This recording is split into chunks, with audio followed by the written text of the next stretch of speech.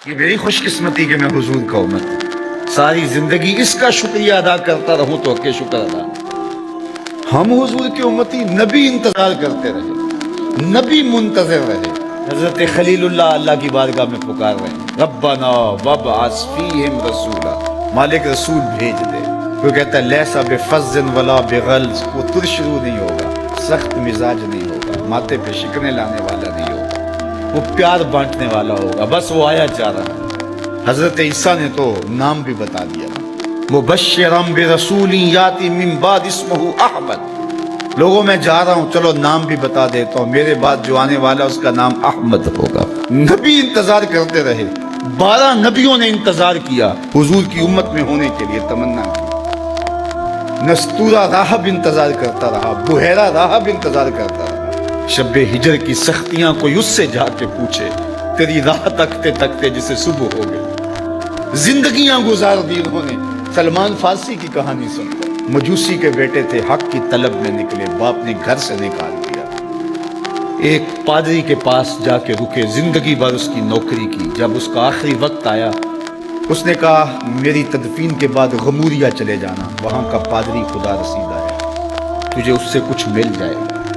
کہتے میں وہاں سے غموریہ آ گیا، پھر اس پادری کی ساری زندگی خدمت کی۔ جب وہ مرنے لگا تو اس نے کہا کوئی ایسا شخص نہیں ہے جس کے پاس اب میں تجھے بھیجوں، لیکن نبی آخر الزماں کے ظہور کے لمحے آ گئے۔ تو یہاں سے یثرب چلا جا، وہ اس نبی کی ہجرت گاہ ہوگی، تیری زندگی سنور جائے گی، تو نے بڑی محنت کی ہے، بڑی نوکری کی ہے میری۔ کہتے میں نے اس کو کہا کہیں ایسا نہ ہو میں دھوکہ کھا جو مجھے کوئی نشانی بتا۔ اس نے کہا 3 نشانی، ایک صدقہ نہیں لے گا، دوسرا ہدیہ رد نہیں کرے گا، تیسرا 2 کندھوں کے درمیان مہر نبوت ہوئی۔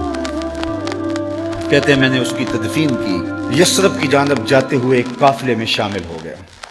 انہوں نے مجھے پکڑ کے اپنا غلام بنا لیا، لیکن میرے پہ مہربانی یہ کی کہ مجھے بیچا جا کے مدینے میں۔ ایک یہودی نے مجھے خرید لیا، میں اس کے باغ میں گوڈی کرتا تھا، کام کرتا تھا، کھجوریں توڑتا تھا، لیکن میں انتظار میں تھا کہ کبھی وہ نبی آخر الزماں آئے تو مجھے دید ہو، کبھی عرش پر، کبھی فرش پر، کبھی ان کے در، کبھی در بدر۔ غم عاشقی تیرا شکریہ، میں کہاں کہاں سے گزر گیا۔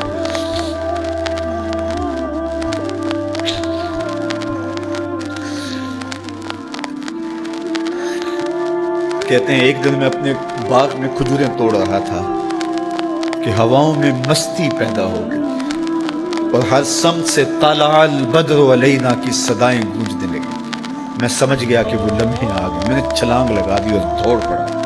میرے آقا نے سمجھا شاید غلام بھاگ گیا، اس نے دوڑ کے مجھے پکڑ لیا۔ میں نے اس کو کہا کہ میں نوکر تیرا ہی ہوں، لیکن دل نوکر کسی اور کا ہے، میں بھاگوں گا نہیں، مجھے جانے دے۔ میں کچھ کھجوریں لے گیا تھا صدقے کی نیت سے، جا کے حضور کو پیش کی۔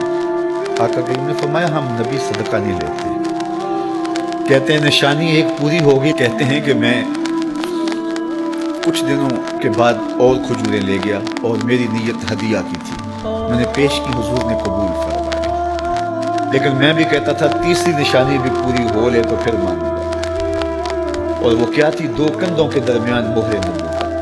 کہتے ہیں ایک دن حضور میرے باغ میں آئے، اور آقا کریم نے اپنے مبارک کندھے پہ چادر رکھی ہوئی تھی، اور چادر کی اوٹ میں مہر نبوت چھپی ہوئی تھی، اور میں پیچھے ہو کے دیکھتا تھا، اور میری آرزو یہ تھی کہ کوئی تیز جھونکا ہوا کا آئے اور چادر ہٹ جائے اور میں مہر نبوت کی زیارت کر لوں۔ حضور میرے ارادہ قلب سے آگاہ ہوئے، فَأَلْقَى إِلَيَّ رِدَاءَهُ، حضور نے چادر اتار کے میری جانب پھینکی، اور پھر ایسے رخ کر کے فرمایا انظر الی ما امرت بہ، اس پادری نے جو بتایا تھا دیکھ لے آ کے۔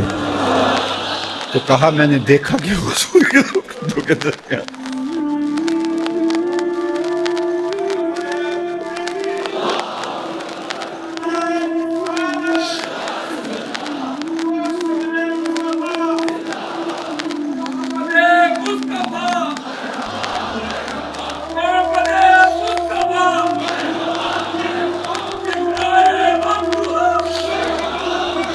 شب ہجر کی سختیاں کوئی اس سے جا کے پوچھے، تیری راہ تکتے تکتے جسے صبح ہو گئی۔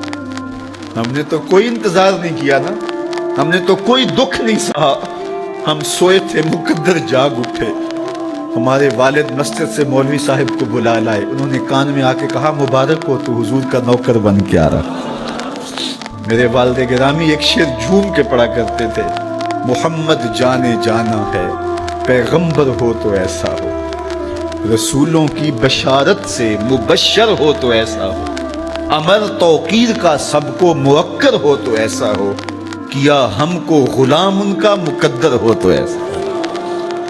میں اپنے مقدر پہ قربان نہ جاؤں, آپ اپنے مقدر پہ نثار نہ جائیں.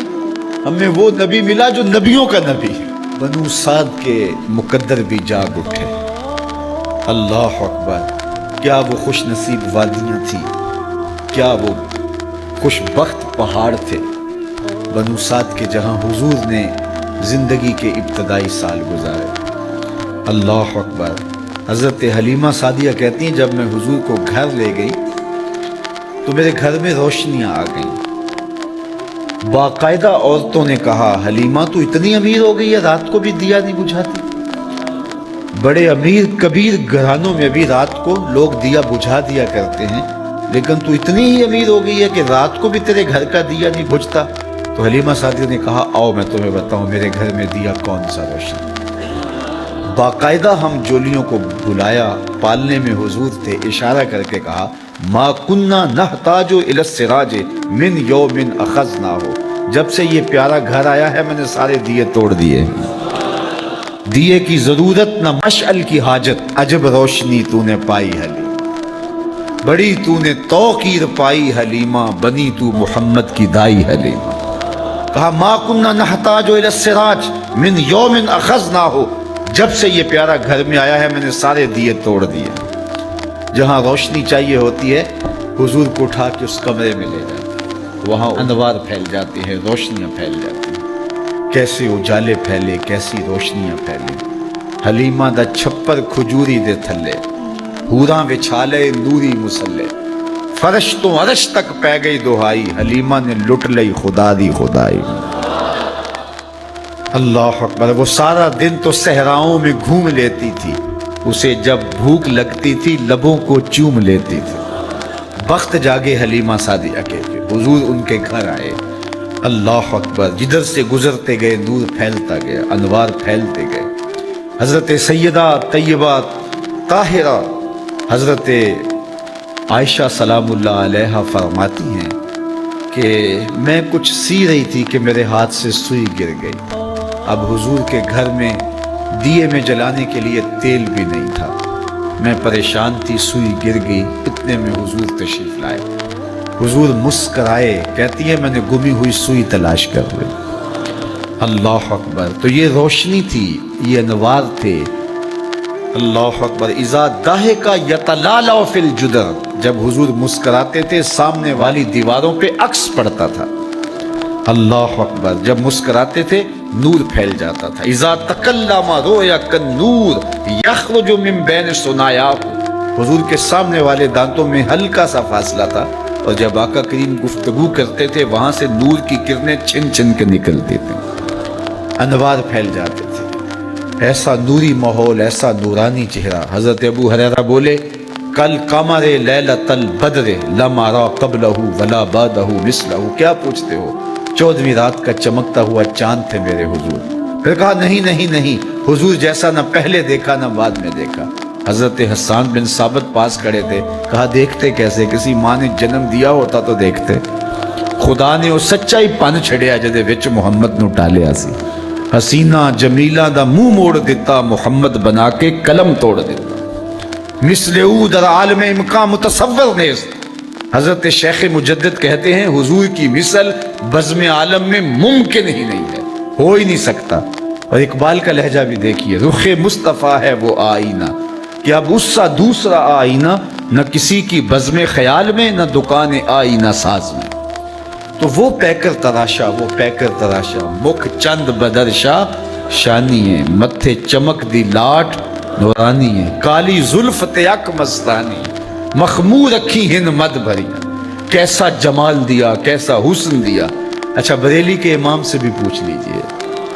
اللہ اکبر. بل بل نے گل ان کو کہا, کمری نے سروے جاں فضا. بلبل کی منتہائے پرواز تو یہی ہے نا کسی کو پھول کہتے. بلبل نے گل ان کو کہا, کمری نے سروے جاں فضا, حیرت نے جھنجھلا کر کہا یہ بھی نہیں وہ بھی نہیں. خورشید تھا کس زور پر, کیا بھر کے چمکا تھا قمر, بے پردہ جب وہ رخ ہوا یہ بھی نہیں وہ بھی نہیں. وہ حسن دیا وہ جمال دیا اللہ نے اپنے محبوب